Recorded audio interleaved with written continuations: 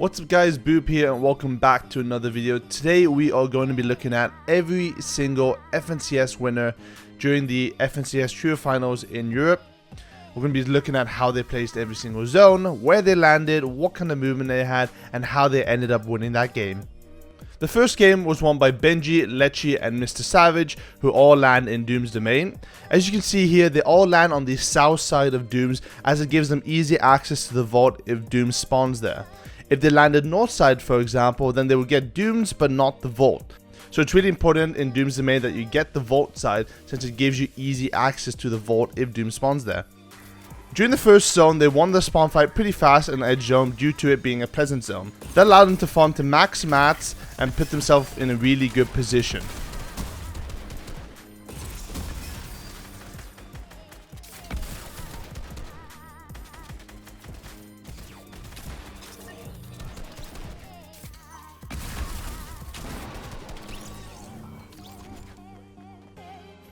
After first zone, they went around with a car and rode it towards Sweaty on a POI centric zone. You kind of want to force edge on these types of zones, since it allows you to get third zone center, and that's what they did. They reformed the house in Sweaty on the edges, which allowed them to get easy access to third zone.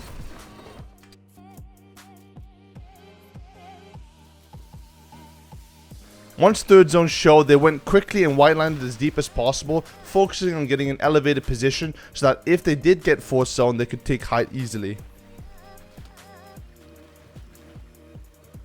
Once fourth zone showed, they forced height on a team sitting inside their cones, since they're not aware of anyone around them.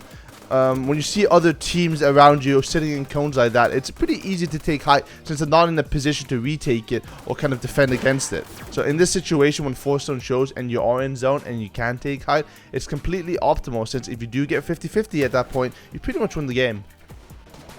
After that zone, they ended up getting 50-50 as well as first moving zone, so in the best position possible, especially with Doom's Loot, where you can grieve second height with the ball.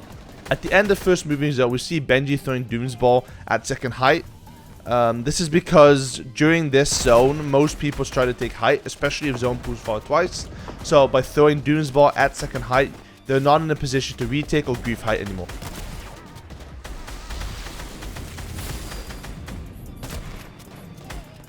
As opposed to the usual height play where you have one person completely on height and two players below them, they pretty much all stayed on the same layer, which allowed them to triple spray every single person on second height. This is mainly because they all have some sort of movement item in their inventory. You see that they all have some sort of shockwave and some sort of crash pad, which allows them to play a little bit more aggressive and take aggressive peeks without being in trouble. From 50-50 to the last moving zone of the game, they kept height, pressured every single person, and ended up winning the game.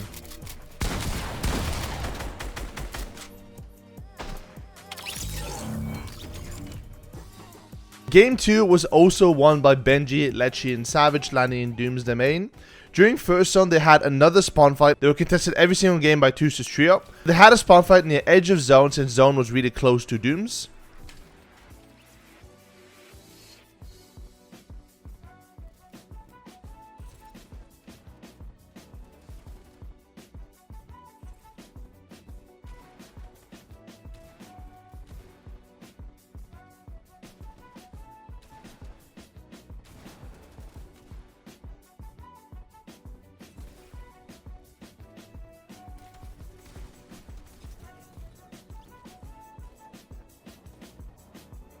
In second zone, they got a car from Salty and went towards the edge of mountains near Authority in second moving, trying to get as deep as they can into zone. During the third zone, Letshe gets sniped, which means they're forced into the edge instead of getting deeper. This hinders their movement a lot. Fourth zone was pretty much very close to them, so they could tunnel into zone. However, they did have opportunities to get a lot more center in this game.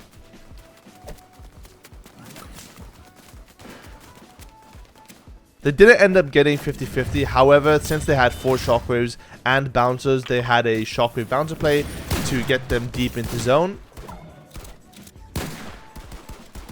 This game was a little bit different as they're forced into playing low ground, so once they got first moving, they had to commit all the mats to Savage, who is their typer, and he always stayed front side of zone when he was typing. This is really important in trios, as if you're playing mid ground levels or low ground levels, you cannot get stuck underneath builds and you cannot get stuck underneath congestion. You just have to use all of your mats and stay ahead. Since all of the placement points that you get are towards the end of the later moving zones, it's vital that you survive and use up all your mats until you die. What's really interesting here is they always kept low ground. Usually when you have a decent amount of mats, you're expecting to go up layers, since you want to get yourself a free layer. However, playing low ground here is really good for them, since they all had a spaz, which means that any sort of shots that they do on any sort of opponent instantly kills them. So they're completely dominating on low ground. During the final moving zone, they gave all of their white heals to one player and shockwaved up towards Height. This disrupts Height's healing play, and it ended up winning them the game.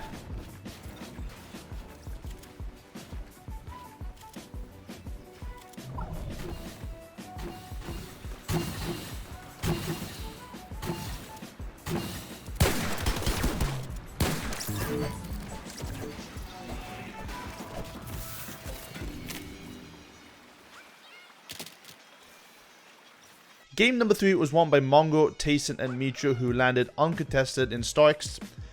Due to them being uncontested, this means they had to push another team on edge in order to force the Storm Surge.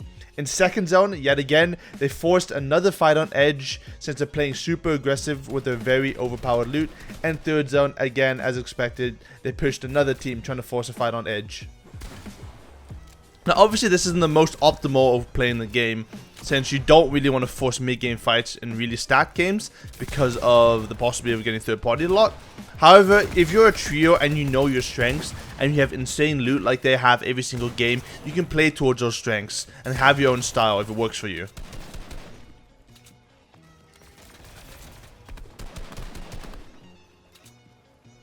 On 4th zone, they ramped another team which was on the edge of 4th zone. This means that if they do get 50-50 zone, they pretty much win the game from there with their insane loot.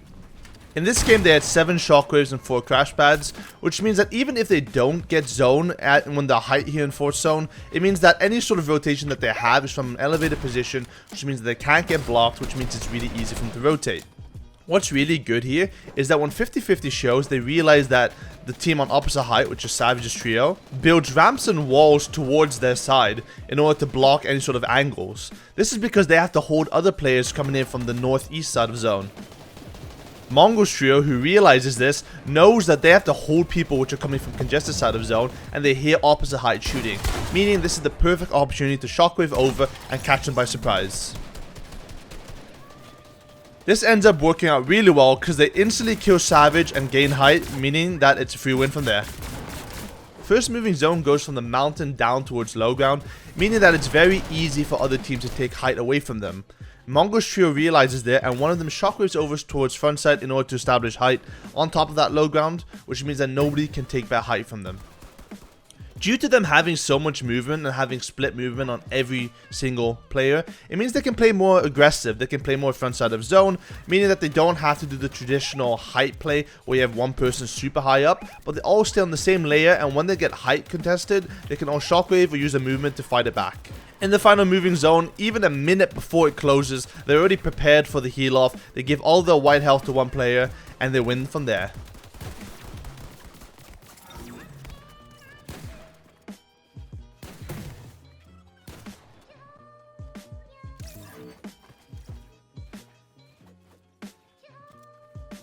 Game number 4 was won by Castery, Rakso, and Artor, who land in one of the most creative looting paths we have seen in this finals. However, it does have a grand total of 25 chests, which is quite surprising, but that is a lot of loot. In first zone, the first plan was actually to get the rifts near the east of Stark. However, they got beamed on the rotation, meaning they had to use a car and white line it to zone afterwards.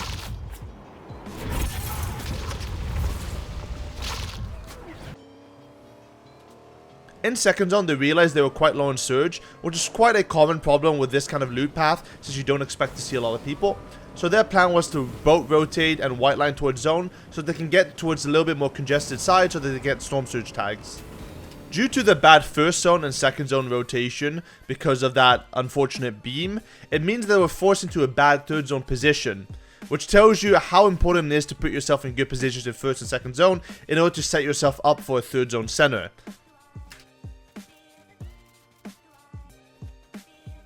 Therefore, they were forced into fourth zone edge. They didn't end up getting 50-50, which means they had to do some sort of sketchy crash pad play across the middle of zone, but it ended up working out for them.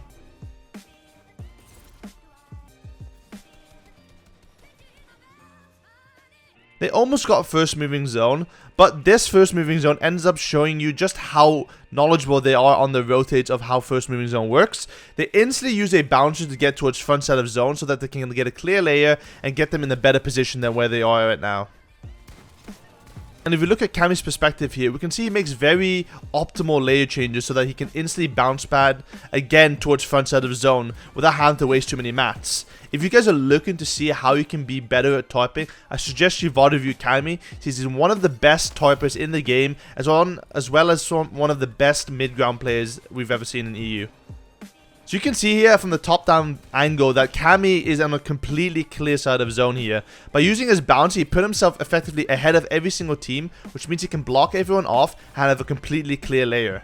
Yet again here in second moving zone, they use another bouncer to get towards dead side of zone, and they're on a completely clear layer. Since zone came from the left, went to the right, and then went back down, the right side of zone is dead side, and they immediately realize that and go for it. And even in 8 zone, we see them also immediately go towards dead side. Even though they're in a bad health position and a bad mat position, they invest those mats to get towards dead side and get themselves a clear layer, which ends up putting them in such a good position just to have a clear layer and be safe from all the other teams who are looking for an impact frag. At the end of 8 zone, Rakso's front side, like they always are, they look up at height and sees it's free. They see height drops down, and then Cammy instantly takes it back with a crash pad, ending in a win.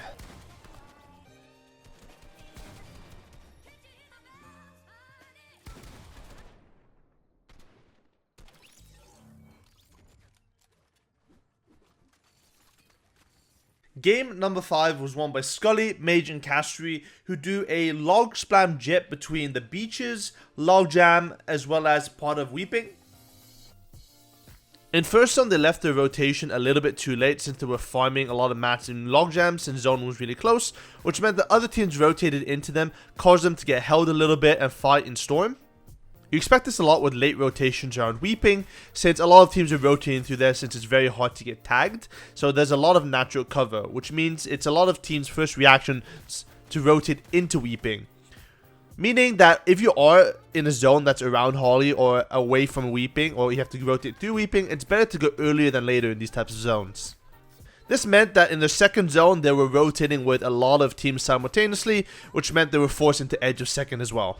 Third zone was the absolute worst zone for every single southwest team to land there. It's on top of Starks. You have to get atop this mountain. They end up taking an edge fight in order to refresh their mats, and were the last team to rotate up the mountain, using old ramps to get up with a truck.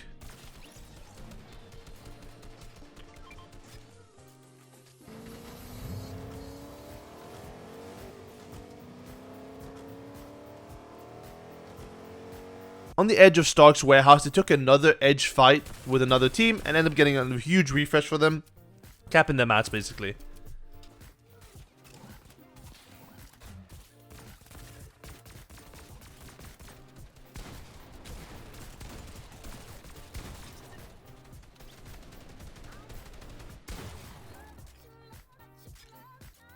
Fourth zone was really close to them, as well as fifth.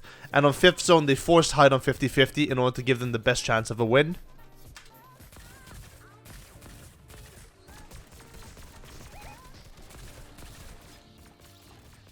When they were boxed up on 50-50, they found a kill with shockwaves, which was vital to the win since they bounced in shockwave on top of height on first moving zone. Like I said in the previous VOD reviews, it's good to invest some sort of mats here to take height, since if you do get first moving zone, you basically win the game. So always try to force height on 5th zone or 1st zone when you can, so that you can get those positions where you get lucky and you can just win the game.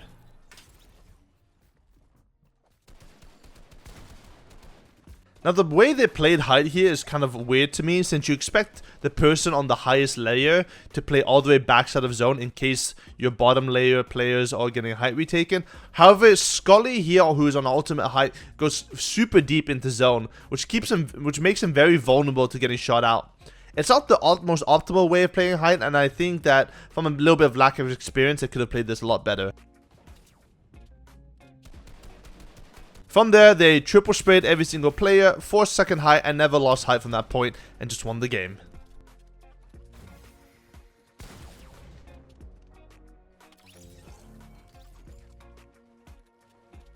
The sixth and final game was won by Advice, Packo, and Jachu, who, like the other Polish team, have a very interesting split. What they basically do is have one player land on the robots, one player land on the gas station, and the third player kind of around that area to get their entire loot path. What's really good about this path is that you pretty much control the entirety of the middle mountains of the map, which means that if you get a central zone like they did in this game, they can maintain control around the central mountain, create space, create fake bases, and then control the space so they can get more storm surge on other players.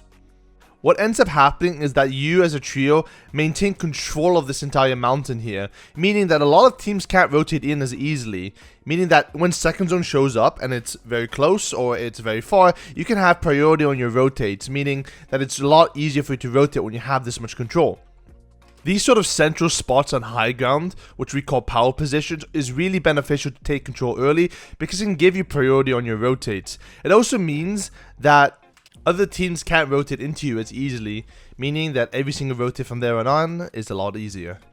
Because of that control, when second zone pops, they instantly go towards Lazy and reform the main building, meaning they have control of entirely of Lazy now because of how quick they are to it. Like I mentioned in the previous winners, getting some sort of edge POI spot to give you quick early access to third zone center is really beneficial since you maintain so much control over that POI and you can instantly go without having to wait for other players to go before you.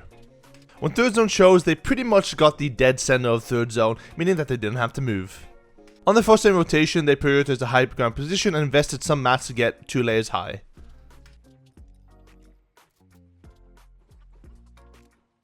$50-50 was really close to them, so they built a massive tunnel towards it.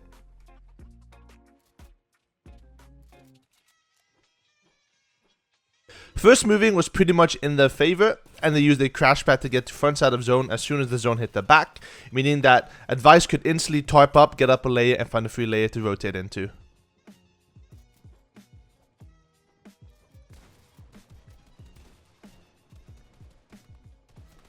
Interestingly, in the first moving zone, they prioritized getting center of this zone, so not towards one dead side like the other Polish team, but completely through the center in order to rotate.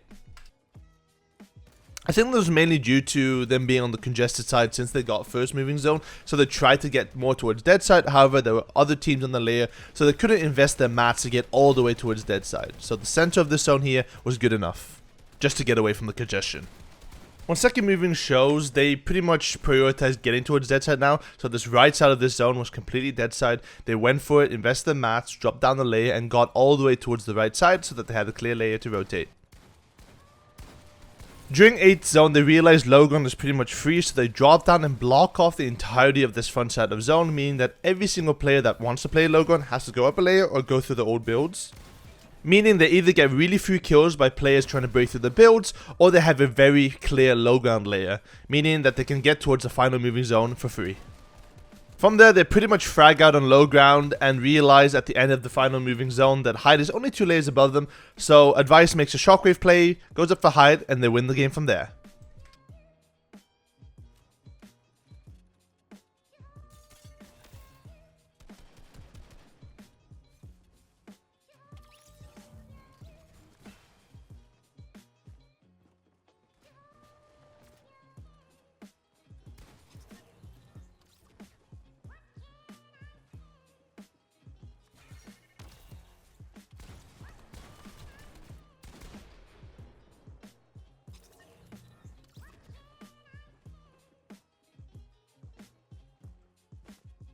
Thank you guys so much for watching. If you liked this video, please consider giving a like and subscribing to the channel. I stream this VOD review on my Twitch channel, twitch.tv/CoachBoop.